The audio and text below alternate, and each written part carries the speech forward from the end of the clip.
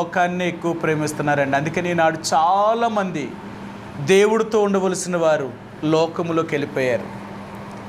లోక సంబంధమైన సంతోషానికి, లోక సంబంధమైన సరదాలకి, లోక సంబంధమైన సుఖానికి వారు వెళ్ళిపోయారు. లోకం ఏమైనా సుఖం ఇస్తుందా, సంతోషం ఇస్తుందా, ఆనందం ఉంటుందంటే అది ఎప్పటికీ జరగదు. అది సాతానుడు ఎప్పుడూ కూడా మనుషులకి సుఖాన్ని, నెమ్మదిని ఇవ్వలేడు.